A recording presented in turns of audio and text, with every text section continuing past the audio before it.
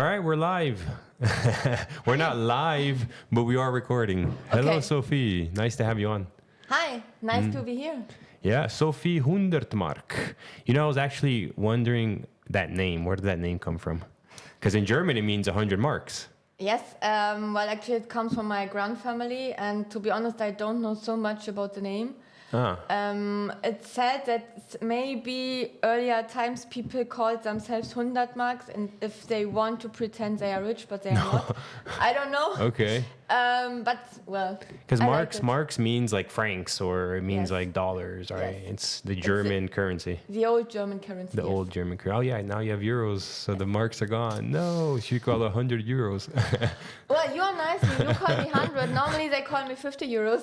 Or 50 cent, like the rapper. No, the funny thing is when I finally find a man who has a second name like 9, and then we get married, then it's 900 mark. You know, there I'm you still go. waiting for. Yeah, 999. Awesome. It's good to have you on, Sophie. Thank It's you. been a while that I've been wanting to ask you on because you're a super interesting person. You're very unique. You're very unique, and I think we're going to be getting into a lot of topics that are very interesting. One of the things that's really impressed me is the energy you have.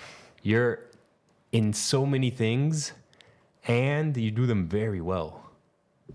Like you're into AI, expert, PhD studies, wrote a book, got into real estate, got into bikes, you're promoting events, and I'm probably not even mentioning everything right now.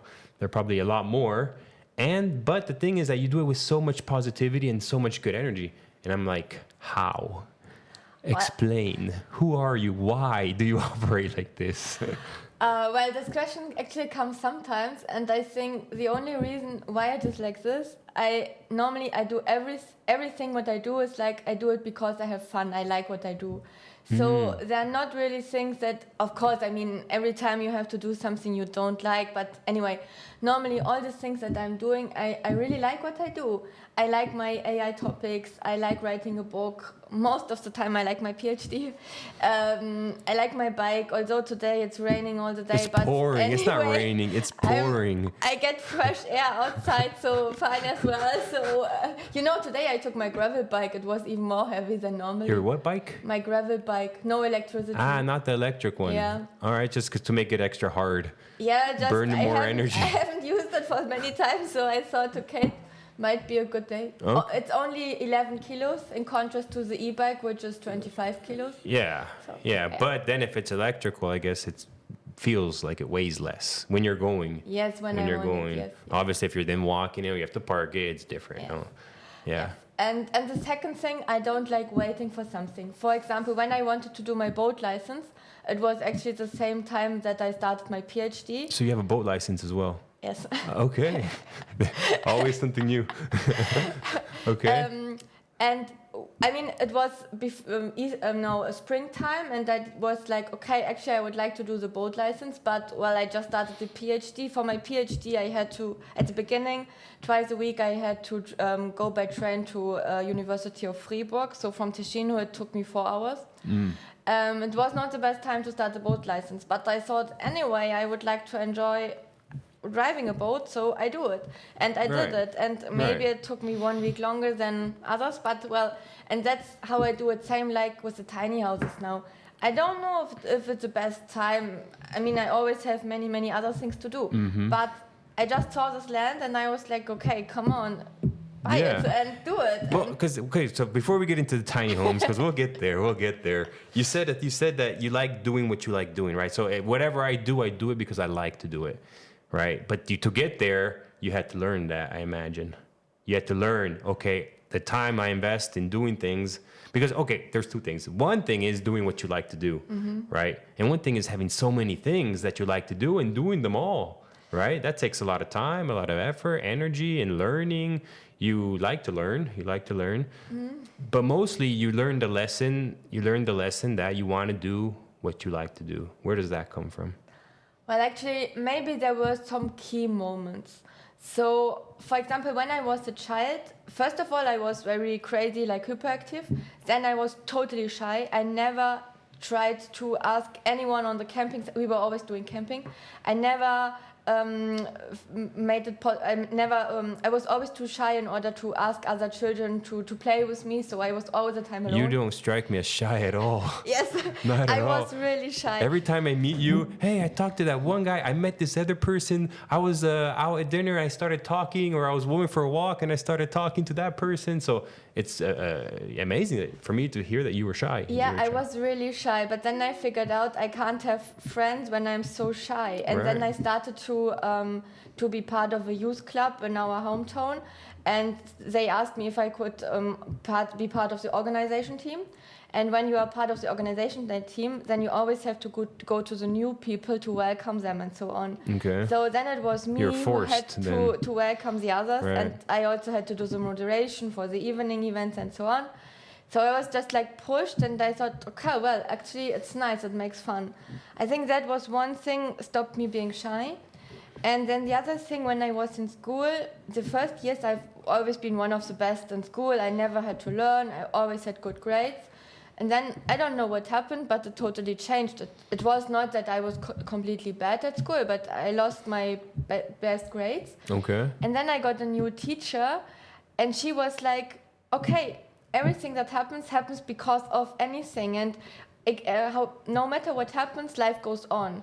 And she really taught me this idea of, hey, come on, no matter what happens, life goes on. Pick yourself up and go. Yeah, just try it, stand up, and do it. And one day she came with a broken arm to school, and normally she was writing with her right hand.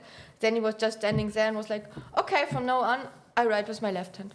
Okay. I was like, okay. And she learned. Yeah. And I think these are some of many, many other key moments where I just learned, okay, you just have to do it. You just have to try it. Stand up, fall down, stand up again. Right. Yeah. That's typical in business as well, right? You have to fail so many times before you get it right. Yeah, right. You just have to try it. You have to try. I'm not the person who is thinking 10 times about if it's the right thing or not. I will figure it out when I do it. Right. Yeah. You'll think about it, and once or twice you'll say, oh, it's the right thing, and you'll go for it. Sometimes they have to force me to think twice, but yeah. Okay. That can also be wise. But so you had experiences where you're like, no, this is not something that I like to do. I'd rather invest all my time and energy in things that I do like to do, right? And when did the AI thing come into the picture? Because I don't remember now if we ever talked about that. Well, actually, I wrote my master's thesis about chatbots. Actually, when I wrote it about chatbots, there was no AI in the chatbot. Chatbots is like if you go on a website and pops up, yes. Hey, hello, and you have an automatic answer. Yes. Okay. And actually that also just came by chance because I had the idea to get a job at the BLS, which is a train company in the Bern area. I don't know why I liked the team. I thought it's a nice idea. And then I asked them about an interesting topic. They told me, yeah, we are thinking about a chatbot. Then I had the idea to write my master's thesis about the chatbot in order to get a job there later on. Okay. But then, I wrote my master's thesis about chatbots, and then I get another consulting job, so I never worked there. But I figured out, okay, on the one hand, I can work independently, or let's say self-employed with my own company doing consulting for chatbots. Okay. And then some people started to mix up chatbots with AI. So they called me an AI expert, although I wasn't, because I only knew about chatbots. What was this? When was this? What year? Maybe 8 years ago. Okay. So, Yeah. And first I always said, no, stop it, I'm a chatbot expert, but not AI. But then, of course, I got into the topic of AI, and I educated myself, I read other books, I studied about that. So you made your PhD thesis, or how do you call it? yeah, my thesis, but I'm still on it, yeah. You're still working on that. Yeah. But your whole studies, the whole PhD studies is on AI. Well, it's part of AI. It's part of AI, or let's say AI is part of it, but there are also other technologies, other methodologies integrating it. Into AI Yes. or around it. well, I'm developing a new framework for conversational AIs, Okay. which uses AI, which uses LLMs, but also What's an other LLM? What's that? large language model. Ah, okay. Like That's the behind technology behind ChatGPT. Ah, okay. That's behind the scenes. Yes. Stuff that I will never probably ever see.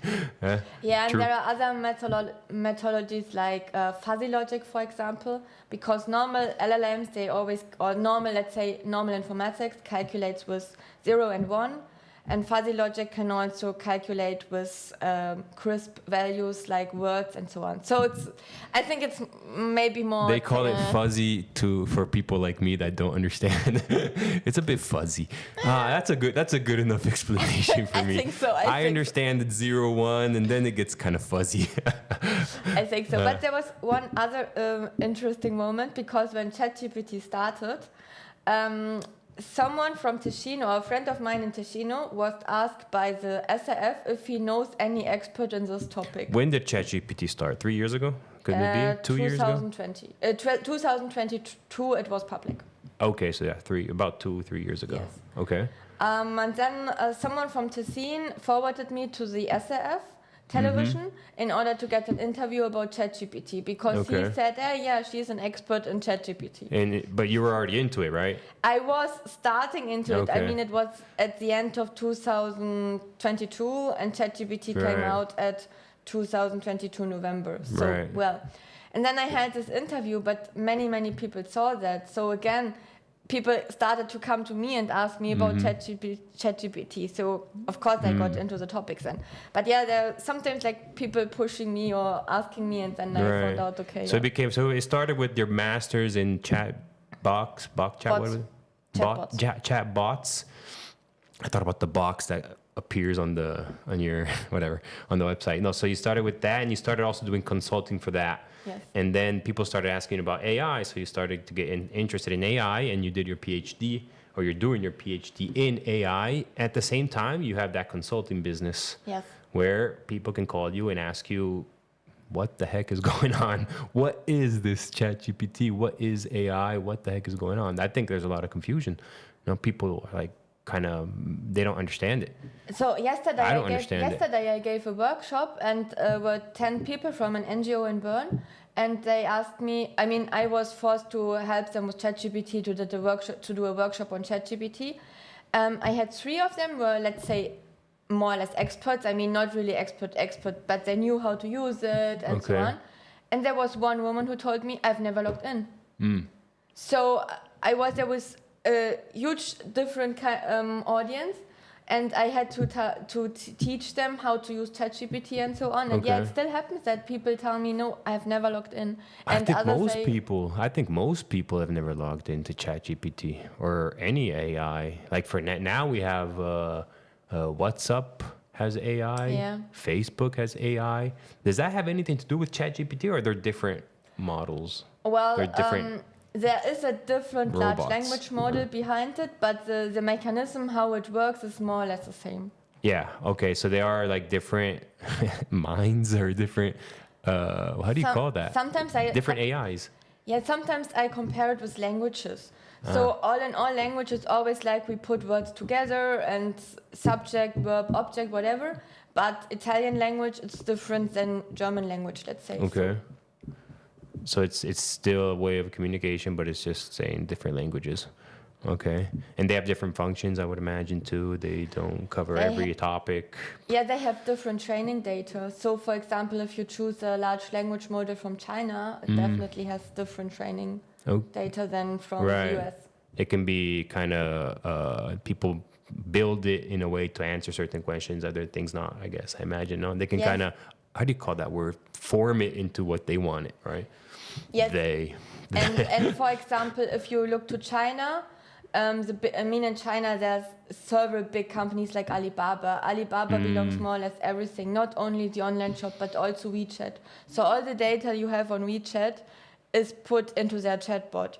So also all the cultural information and so on. When you now go to the US, it's differently. And for example, if you go to the Meta AI, I would suggest that there's something inside from Facebook, whatever. If you go to X from Elon Musk, there are all the data from X inside. So ChatGPT would take it from all of them, though, right? Or does it just go to Google or just websites? Or well, you can say more or less from all of them, but imagine Microsoft is behind it. Right. So they also will put their ideas in it. Okay. What's the most most common question you get when you, in general, in your consulting business? Well, it really depends. I would more ask the question, what's the most common question I get when I do keynotes? Because that I do as well, besides my consulting. Keynotes is like when you're speaking in front of people, right? Yes. You're presenting. Yes. Okay. And then normally I present how it works, for what you can use it, and so on. And then in the end, there's always a question about what is about the people? Who is the human being? What can we do in order that not the machines take over us? So That's where I was going with this. When are they going to take over? No, yeah. But no, that's probably because it comes from movies, right? Where you have these robots that take over the world. The Terminator, or what's that? The name of that one with the spaceship and it has the red eye, the camera. What's the name of that movie? Yeah. I mean, you are right that many things come from newsletters or newspapers, movies, what. It's in the imagination. People are scared. They're like. But it's also coming from us, because if we stop thinking, then it happens that machines start to decide for us.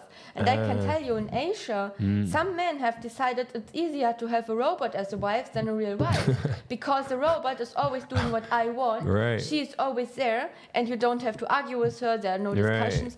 Right. I give you a sad example. But they already exist, no? Like a physical robot, no? Yeah, physical robot. And they decided, okay, it's easier. I don't have to go on Tinder. With AI, and you can have more than one. No, but AI. So a robot with AI in it, yes. And it doesn't move around though. It can't. It doesn't. There are robots who can move around, but you can also have them just like on a video, whatever, right. like on a video chat, whatever. Yeah, well, that's kind of sad. But I imagine, I mean, there must be some kind of sickness behind that. I had an even more sad example this Saturday. I teach 30 children to use ChatGPT, AI, and so on. But my idea was not only to teach them to use it, but also to show them when not to use them. And I asked the question to all these children who were between 10 and 13 years old. Okay. Hey, what do you think can AI not do for you? And then the first child was like, well, I think it can answer my questions, but it can never be my friend. And I was like, okay, super. I hope that I get this answer. But then there was another boy who stand up and he was like, no, I would love to have robots as friends. And I was shocked and I asked him why. And then he told me that all his friends, they are bouncing him, they are fighting with him. They're bullying him maybe. They're really not nice to him. So that's the reason why he would like to have robots as friends. And then later on I went to his parents and asked them about that. And they told me that there's huge kind of mobbing in their school. Right. So that's why this little child would like to have robots. Okay, yeah, that's also kind of sad. No, poor thing. I would have thought you would have said they saw it in the movie. Like iRobot, or some cartoon where the robot is the best friend. No. Like a huge one. No. Yeah. But who knows what's gonna come in the future? I mean, that's kind of one of the big questions. I've been enjoying learning how to use AI in general, right?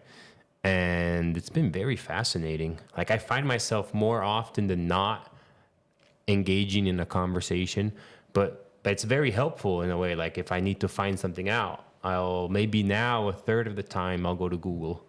The other time I'll just go to ChatGPT, or now I've been experimenting with the one I have on WhatsApp or the one I have in Facebook, where if I have a question, if I'm talking to somebody and, we're talking about Napoleon, and I don't know, where was that city again? Oh yeah, ChatGPT, which city do you remember that time? And he'll answer probably I think it's mostly correct, right? What they're answering, these machines. Most factually. of the answers are correct, yeah. But you can also use it in a way like, tomorrow I have a difficult conversation, tomorrow I have a difficult meeting, whatever. And you can say ChatGPT some information about this meeting and tell him, give me some questions to prepare, There you or go. ask me some There you questions, go. or what do you think if I write this email? How does it sound? How does it make me? The last week I was playing soccer and I got hurt on my calf. And it happens pretty often, but it was kind of weird. So I didn't really, it's not like a normal injury. I think I got hit, right? So I was kind of uncertain how to treat it. And I went into ChatGPT and I had a long conversation on how to treat it, what is best, what's not best to do, how many days, when. It gave me a list of things to do. And I'm like, wait, I have to work. Not so extreme. I can't put ice every single hour on it, 20 minutes and then take it off and then 20 minutes again. And it adapts, it adapts to who I am and what I need. And it answers in a way that if I were to look on Google to find that information, it would take forever. Yes. I'd have to look on videos. I follow some psychotherapists? No, physiotherapist, sorry, psychotherapist. No, physiotherapist on YouTube. And in the past, I would always look for the videos, how to treat a muscle injury, and I'd have to listen to it all. And now ChatGPT does that for me. Yes. It can even recommend me their videos or go to minute 1:30 and there you have the answer. And yeah, it's really cool, but it's also like, this is something new that's starting, right? I did something similar last week, and for me it was really interesting because ChatGPT was not only focusing on the physical part, it was also like, but have you said have you thought that it could be a sign of your whole body just to change anything else in your life, whatever. So it was really... It gives you insight into other things. Yeah, it was really interesting. Right? It was not just a physical thing. It was, wow. And it makes jokes.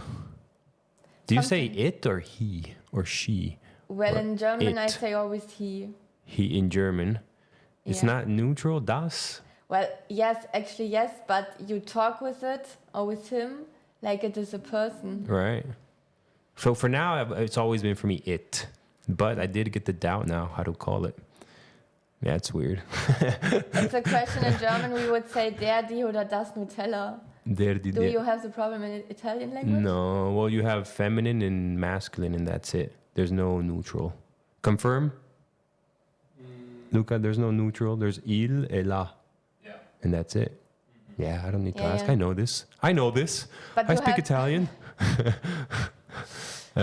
But you never have the question if it's il or la Nutella?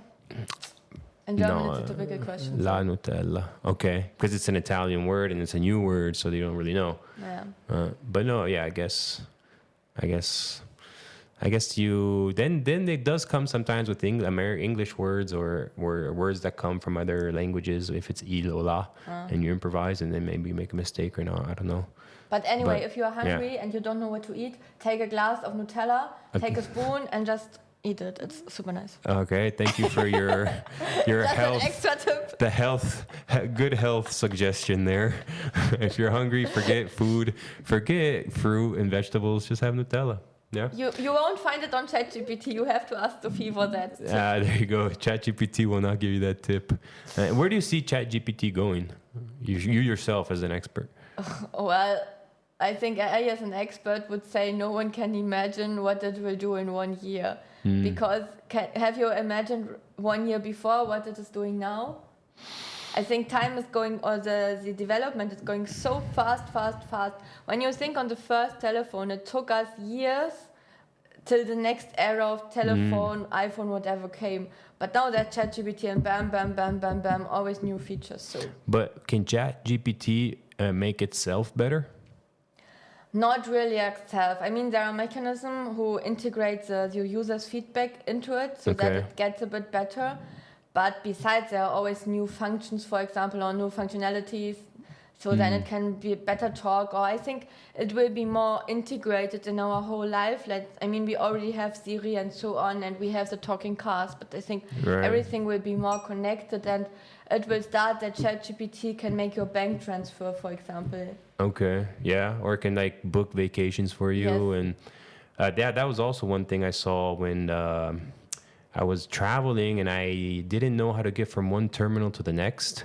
And I asked ChatGPT, and it gave me the answers with videos and blueprints and go there and there. It was amazing. And then I did think, but I want to organize a vacation next year. I wonder if I can ask ChatGPT to do that for me. Like I can ask it, organize it for me, but then to actually contact the hotels, contact the flights and book it for me, find the best deals, stuff like that. It doesn't do that yet, I imagine. It doesn't do that yet. I mean, if you are a developer or you have the programming knowledge, then you could develop it on your own, like some automatizations. Okay. You could develop it, or you could ask ChatGPT how to do it, and then you can do it. Yeah. So there are possibilities, but at the moment, it's not from ChatGPT. Okay. But it will come for sure in the future. Yeah. Just maybe one thing, if don't tap too much on the table because the microphones are very sensitive and you can hear that then. No worries. I know Luca's back there. I felt the energy coming, right? Yeah. Okay, so they will be possible one day. I mean, probably in the near future as well, to have like your own personalized AI that's your best friend and does everything for you. Goodness. And then it depends, I mean, how much like you want to think. And we can't stop thinking. That's not good. Yes. Do you know thinking, there was a joke about a German, how would the joke go? I think there was a boat. There's a boat and it's off the coast of Germany and it's starting to sink. And they send out, and it's one of those old boats, right, with the radio and like SOS, SOS, we are sinking, SOS. And you see the operator on the other side, with his there's like a screen with the radar, and he picks up the microphone. He goes, yeah, and what are you thinking about? I know it. Yes. I don't know why that came to my mind, but I guess maybe because we're talking and you're German, and I said the word thinking, and it just came to me. Yeah. Well, I think it depends on us. I mean, for example, during the weekend, of course, sometimes I work during the weekend, but when I'm outside, let's say doing a bike tour, then I stop looking on my mobile. I don't even use Google Maps for the right track. I always try to find it on my own. Or we bought walkie-talkies in order to communicate when we are outside, because we don't want to have all this technology. And then sometimes it's nicer to find the way on your own. And maybe you find a new way. Maybe sometimes first you find the wrong way. Yeah. I would. It would be fun to challenge like a 20-year-old nowadays to open a map and figure it out, right? Yeah. Where are you? You have to get there. Go. Yes. Right. And in a place that he doesn't know, right? But me too. I use maps all the time to get from. If I have to go somewhere, I just put in the address and I'll go. Never really thinking about it, like how slowly. It's super convenient though. That's why. Well, when I'm in a business context, let's say during the week, and I have to be fast, then I do it as well. Right. But on the weekend, when it's just about having a nice ride with the bike, then I don't really care if it takes me some longer or shorter, or if it's this or this way. Sometimes I hope to find something not directly on the mountains, but well, anyway. That's why maybe you like taking the bike. You're more out in nature, right? Yeah. Because I'd see you going up the mountain with the bike, and you can go easily with the car, but you'd rather go with the bike. Yes, then I'm outside, I have fresh air, I can move a bit. Yeah. Yeah. But then when you're going uphill, it's the e-bike. Yes. And not the lighter but not electrical bike, right? Normally it's e-bike, yes. Okay. So your main thing is AI, right? That's your main business consulting. True? Yes, and I also have how do you split that though? You're right, you're doing a PhD, right? And you're consulting and a bunch of other things. How do you split all your time up? Well, but I also have my job at the university where I teach and I do research. So most of the research I can use for my PhD, and also sometimes the research I can use for my lectures and so on. And the lectures, of course, they are always about AI. Yeah. But I do that as well. Yeah, it's a super efficient time management, right? Well, I think it's not really about thinking time management. It's more or less like I can prioritize it in any way, and again, what makes more fun to me, or what's more interesting, and or what's more important at the moment, and normally when I shut down my laptop in the evening, all emails are answered normally. Okay, all of them. Yes. Really? Well, I had the opportunity to work with you, and you got things done on time, right? You said, okay, I'm going to do something, and that's something I like, because so many times, how many times did that happen, where I have no problem with somebody telling me it'll take me 2 weeks, right? And we talked about this before, right? Yes. Where for me, it's nerve-wracking when somebody says, I'll get it to you by tomorrow evening, and a week goes by, right? I hate that. I'm like, why did you tell me tomorrow evening? And I'm okay if there's maybe something comes up and, you can't because of, but let me know. Yes. Let me know. Why do I have to call you then 2 days or 3 days later? I right? hate it. Yeah, it's something I don't comprehend. But with you, it was nice because you would say, okay, that's going to happen like that. And the deadline is that. And then you would get it done, right? And if not, then whatever. It's taking longer, but it's okay because we communicate. Yeah, maybe it's because you're a communication expert. So you can tell people when things are not going to be ready on time. You'll just tell them, right? It's normal. What's so wrong about it? Normally, I don't try to be in the situation that I have to tell them I will be later. I try to be on time because I like it from the others as well. And I'm not a patient person. So when I have a task, I like to finish it as soon as possible. So then it's done, and I know the others are not waiting for me. I don't like if there are other people waiting for me. So try to. Even if you do have time. Well, I mean, I have to do it anyway any day, so I can try to do it as soon as possible. Then do you take breaks? Yes, I take breaks. Okay. Do you work on something while you take a break? No. I mean, sometimes I think on things, but I take my breaks, yes. Okay, good. Because I was wondering that. Because you get so many things done, and you got so many things going on. I wouldn't understand, I guess, I don't know, we are different. People are different, and it's okay. But I was wondering that. I was curious. I would one day of recording Sophie, see how she works. Right? Yeah, but for example, this day, I mean, it stopped raining at more or less 11 o'clock. So today? Yes. Then I thought, okay, it's nice time to go to the Rustico up now because I wanted to do some stuff there, not working. So I took my bike, I ride up to my Rustico for 20, 30 minutes. I did my stuff over there, I came back, and I had a totally fresh mind, and new ideas came into my mind, and I didn't check my mobile during this time, so yeah. Cool. And why don't you tell us how you got into tiny homes? Let's go from AI to time management to tiny homes. Well, to be honest, I don't know if there was this kind of moment where I was into tiny houses, but I started to get interested in the topic. First of all, the idea of having everything on a smaller basis, and what kind of things do you really need, and actually all the things you really need would fit in a tiny house. So it was this kind of idea, but it was also it's something completely new. I wasn't really into real estate before. I was working for a real estate startup years ago, but I wasn't really into the topic of real estate. So it's all new topics besides the topic is new at all. So there are not thousands of people working or living in tiny houses. It's something I can start to experience. And sometimes I like to figure out new topics. So you got into it this year, or while you were looking at the property? No, I would say 2 years ago maybe. I started to get interested in it, and then I saw some films about it or documentations, whatever, how people start to live in a tiny house and so on. And I was thinking it's a super interesting topic. Not so many people know about it. So for me, it would be interesting also to make, first of all, to get into the topic, and then to make the topic more popular if I like it. So I wanted to get into it. And now you're getting into it.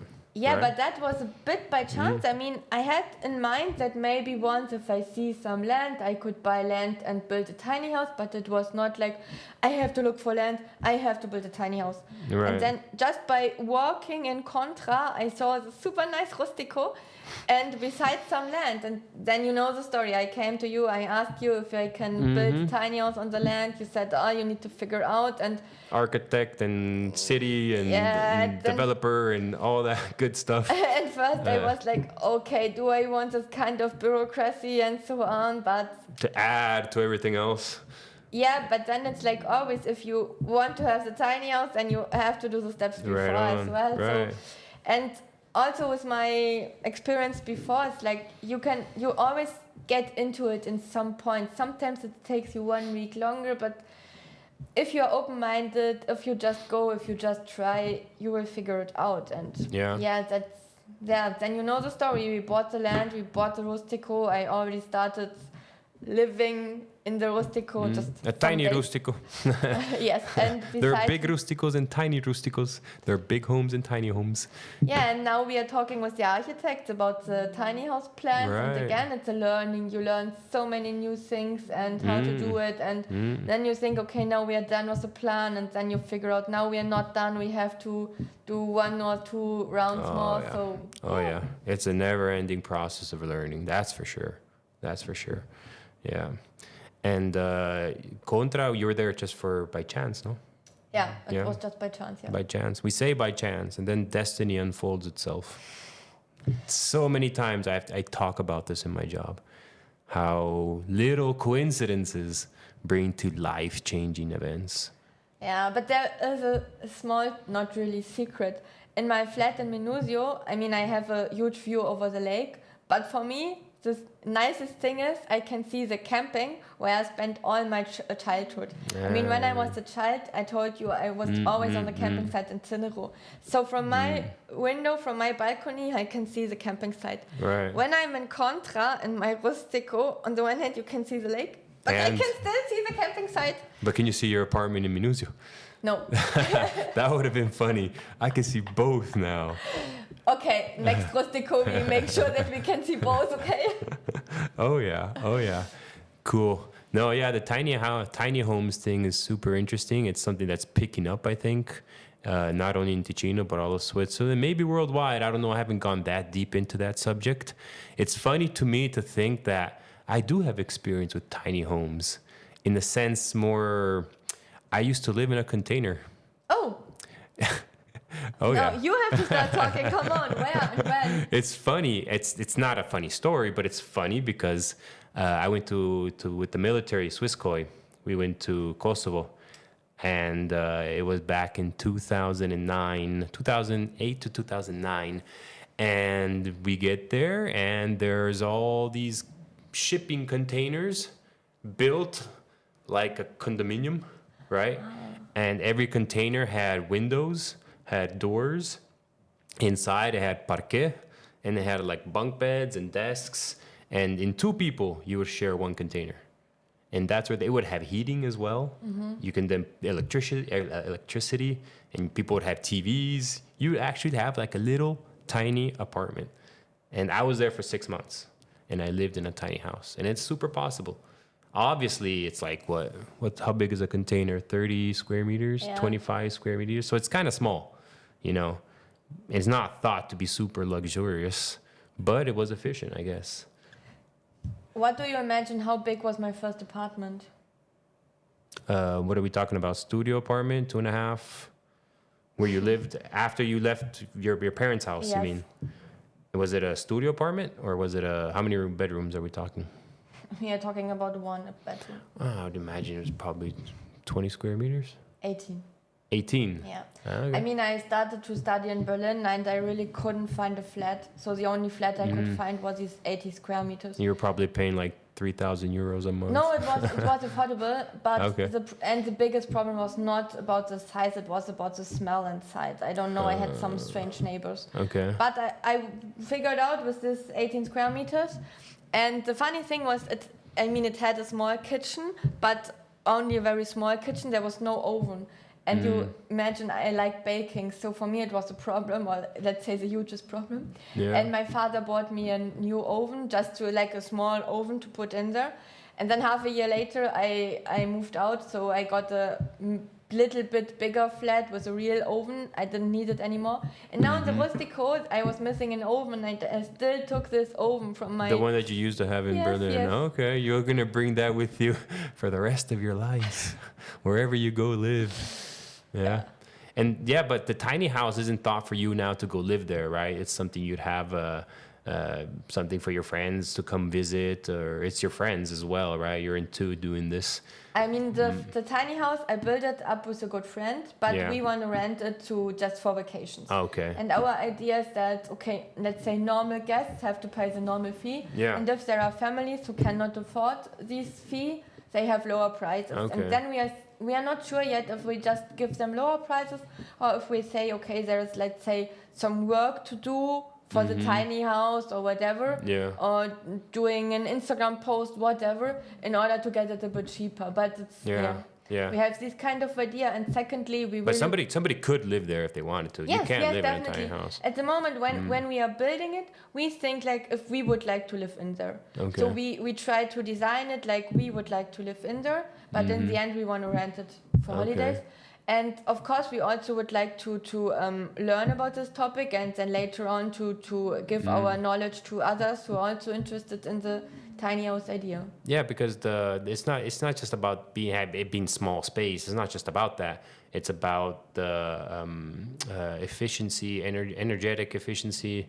You have solar panels. We will have solar panels, yes. You see, I mean, to be honest, if you would like to have something super efficient, then you shouldn't build a house at all. Then you should build an go ugly live in the block. forest. Yeah. Or no, go with the Eskimos and build a house out of ice. Maybe. So if you would like to do something really super sustainable, you shouldn't buy a tiny house. You should go into a big building block and have your small space inside.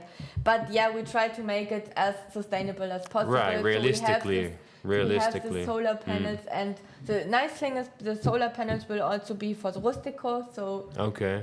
But you also have the materials with which the tiny house is built. yes, That are also like what are they called? Nature friendly, stuff like that, yes. right? So for example, most of it is out of wood, and we already asked the wood is coming from Switzerland as well. Okay. So and we are also looking for, let's say, local producers. So we do it with architects from Ticino, and they have their local Workers. and so on. So yeah. Okay. It's prefabbricato in Italian? How do you say that in English now? Is it prefabricated or the pieces come together? The pieces are prefabricated in Switzerland. Okay. And then they were fixed together on the place, on the land. Yes. Right on. Because the thing is, and I think that's future problem of tiny houses. The first idea was build the tiny house really in advance, and then just bring the tiny house and everything is done. But normally the streets are too small, so there's so much land somewhere where you cannot just bring the tiny house. So that's why I think the future is just pre-designing it and pre-fixing it, and then in the end to fix the whole thing. Like Legos, build it up Yes. on the spot, right? Or with the helicopter, if you have to go with the helicopter. Yeah, but then you have also weight, and you have to be careful with weight. Yeah. The pieces can't be too big. But then helicopters can, that's how they build homes or Yeah, they can, renovate around but only here. pieces, not the whole tiny house. Right on. Yeah, Yeah. yeah. Like you bring the separate Yeah, pieces yes. there on the spot, and then they mount it or they build it up. Yes. Yeah. You also have a tiny car. I have a tiny car, yes. Although I don't use it so much often, I have it, yeah. How's that? Actually, I it's saw funny. it. I saw it. It's really small. You It's know- a funny car. We haven't talked about things that I cannot do, and actually it's driving car. You're not good at driving. I mean, I have my driving license. I did it when I was 17 years old. I did Right. it in a very bad way. Then my father told me I'm not allowed to drive this car because I cannot drive. And I was like, well, actually, you're right. Then I moved to Berlin. I never needed a car. Then I lived in Dubai. I never needed a car. And then maybe when I lived in Solothurn, which is a smaller city in Switzerland. Maybe it would have been useful to have a car there. There you go. But at the beginning, I didn't even have a bicycle. I only had inline skates. Okay. And this was a point when I actually, I didn't know how to drive. I mean, I had my license, but I never tried it. So I was again too shy to start driving. And then I thought like, okay, I was always happy with my bike and can do everything with bike, train, whatever. And I never had a car. So now I bought this Rustico with this a bit up, and okay, I can go there by bicycle. But I thought, okay, might be a funny thing to have a car. And then I found this Microlino, which is a car which is a bit bigger than me, let's say. So really small, electric. And that first car I can drive on my own. I'm really comfortable with it. Yeah. It's not like a scooter built with the cover with like a roof. It's really a car. It's 4 really wheels. A car, yes. I saw it. We crossed paths like 1 month ago, right, in Canobbio at the market, and you had a parking space which was really small. So, but here, like, so now it's winter. It's okay, you find parking everywhere. But in the summer, in the spring, in autumn, here it's full, and there are no parkings. There's a lot of traffic, so it could be also very comfortable to have a very small car. Yes. Is it smaller than a Smart? Yes, it's smaller than a Smart. And it counts like a motorbike. It's a Migrolino with the G. Migrolino. Yes. Okay. And it's for the insurance, it's like a motorbike or Motorrad. Ah, okay. So I can also motorbike. park it where I can park a motorbike. Ah, okay. So if the city gives you a ticket, you can say, hey, no, registration. Yes. Ah, okay. Interesting. You see, like, one thing brought another thing. Yes. Tiny house, tiny car could be a good idea too. And there's one other thing, last time we talked, I told you I have the dream to have a supermarket in Contra. A supermarket, yeah. One day, you just got to build like 1,000 more tiny homes. Yeah, so now I have a first step, or an idea for a first step. Do you know sometimes when you are just hiking, there is, let's say, a fridge and people are selling their cheese or their marmalade or whatever? Yeah, in Valle Vrzaska, everywhere you have this kind of things. Nice. So that's my Easter project. Okay. I will start putting up something like a fridge, I will tell you in a minute, and make some cookies, whatever, and put them in there, because I thought, okay, there are many people walking just for hiking, so might be a funny idea. I know it's not a supermarket, but it's the start of the first supermarket. It's the beginning of the first. Yeah, so officially you can say you had a supermarket or a market or whatever. Something's been sold in Contra. Yeah, and then it's food. And then the next funny thing, I don't know how it works. I will find it out in 3 days. I was thinking about, okay, there must be a way to have a fridge without electricity, because at the moment in the Rustico, it's always about too much electricity. So I asked ChatGPT, is there a way to have a fridge without electricity? And there are not so many fridges with, let's say, solar power. But there is an old idea. I was going to go there. You go first. Yeah. You have an idea? I mean, there are several ideas. I decided for the easiest one. Okay, which is? Which is, you have the things for the plants. Vase? A vase, a big one. You have a very big one. You put sand in it, and you put a smaller one in it. And actually, that should cool. The sand must be wet. Okay. And that should cool itself. I will try it during the weekend. Well, I mean, I think that's how they kept things fresh or cold in the past when there was no electricity. Yeah, they put it a lot down. You see that hole there in the wall? Yeah. Now people that are watching the video, they can't see it, but we believe that that used to be a place where they used to stock food. Yeah. Because that's what they would do. They would keep it underground. You put ground. You put salt. You wrap it up and then ground and salt more. I'm not an expert. I'm not really sure, but I do believe, like, also in the mountains, in these rusticos, they would have areas where you could go. Now still, you have areas where there are deep holes, where there are like little mounds. They obviously they need to protect the food from like animals, bears, wolves, whatever. Mostly you freeze meat, right? So you put the meat underground and you cover it with stone so they can't reach it. So I have an idea for the Easter weekend. I do my vase fridge and you make the hole. So then we can compare who's cooler.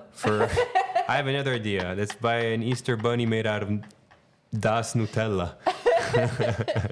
Das Nutella. No, but yeah, cool. I mean, ChatGPT gave you a good idea. There you go. I will try it. Always back there. Do you still use Google? Yeah. You do? For example, Google Maps I use, yeah. No, but that's different. That's different. Yeah, but I also use Google for some other things, yeah. Another thing I found that was amazing, but I don't know if that's AI. Maybe it could be. Is that AI? If this new feature on Google that you can take pictures of things and it'll tell you what it is or where it is? Yes. Or, is that Google AI? Lens, it's also AI, It's yes. also AI. Yes. I had to figure out how an engine, a heating system worked of a house. And I was there for an hour. I couldn't understand. I called the old owner. I tried to add, and I took a picture of this thing there to regulate the time and the heat and the sun, and it was super complicated. And I found the instructions manual thanks to taking that picture and all the explanations. It was super, super effective and Yes. good. Like, this is changing things. Yes, No, definitely. it's like the internet in the 90s where it's starting to change the world and you don't know where it's going to go. Yes. Yeah. It makes it much more easy to find this information. But I think first we have to learn to use all these tools. Or let's say for elderly people, it would be super, super cool. But no one is talking to the elderly people and inform them about what is working. They don't even know. They don't even know how to turn it on. Yeah. You know, I mean, I understand, but then like you have older people, they still have their phone connected to the line, like they're used to that. That's what they know. Like my Yeah. grandmother, she passed away now, like a year and a half ago, but she still had in her home the phone connected to the Swisscom line, right? My So parents as well, yeah. there you go. Like maybe they don't even want to learn, I think. So I don't know. That's something that could be very helpful to them, and maybe not. I don't know. It really I think there are depends on the different person. kind of elderly people. Some really like it, some are interested and want to learn something new, and others are like, okay, I'm old, forget it. But Yeah, like it's and too they have complicated. their grandchildren and so on. Yeah, I think they're more like for us. We're working, we're young, we're dynamic, and this is changing our world, changing the environment, changing everything, and we're super into it. So obviously, we're gonna get into it, right? But if you're already more relaxed, calm down, you're that part of your life is over. You know, you're more about enjoying your time outside, and unless you're super passionate about it and you go study it, and you know, you're not gonna. I mean, you're not gonna want to even get into it unless it really changes everything big time. Like people do have phones, you know, like they need them. Maybe it'll get to a point where the phone in the pocket isn't needed anymore. Sure, you just have your Earpiece or yes. whatever, or I don't know. Eye goggles, now the VR reality as well. Like that's super freaky, super weird. Like you can go around with this thing and things pop up, windows pop up, and I still see you and other people. Now it's weird because it's this huge thing on your face, but will it become like just glasses like you see in superhero movies? But there's one other thing I experienced because when we didn't have the internet or some whatever, we really had to remember things. So we just read once and then we had to keep it in our mind because we knew we cannot find the information so easily again. Now we have Google Lens, what you said, we have the internet at all. So we are not forced to remember things in our head. So we're just like, I can look it up again, I can look it up again, I can look it up again. And I think that's also things that really changes. And when I talk to older people, of course they start forgetting things because they're old. But normally the things they really learned, they still now know really. And I think in our generation... Right. I guess it depends what age we're talking about, right? Yeah. I guess it really depends. Yeah. So you also feel like you're being an expert in AI is also for you a role to sensitivize or make people aware of also the downfalls and the dangers behind AI, right? Like I see that's part of the thing you feel like, okay, like if you're talking to kids, you really care, like they, what is actually going on in them. It's not just consulting on how it works, it's also beware that this, do not abuse it, right? Yes. And also make something on your own, make something without AI, go out and Yeah. Super interesting, Sophie. Thank you for being on here. It was a very interesting chat. And Thank you for inviting me. yeah, no, it was excellent. Maybe we'll have you on again for sure. I find all these topics super interesting, and the one about, especially about this AI thing, mamma mia, it's crazy how the world will change. I do believe it will change. That's why I'm also asking. Also we have other. We talked about AI and real estate. How will that go together? Like we're exploring this new world we're diving into. You just said the glasses. I mean, I would say at least now you don't need to really visit a real estate. You can just make a nice video, put on the glasses to your client, and your client can imagine it on his own. Oh, that definitely is good, I believe, for new buildings, right? Or if you want to renovate, like to see how it will be. Or if people cannot visit it because they're too far away or whatever. Well, yeah, but that's what I'm saying. So if you have a physical, I mean, this is from my experience, but also my belief. If you have a physical building or house or apartment that already exists, you have to go and see it. Like, okay, it's one thing to see it inside your goggles to imagine it, but you have to go see it because there's the neighbors, there's the birds that are singing, there's the smell, right? And so it's such an important decision to make that you can't not go visit it.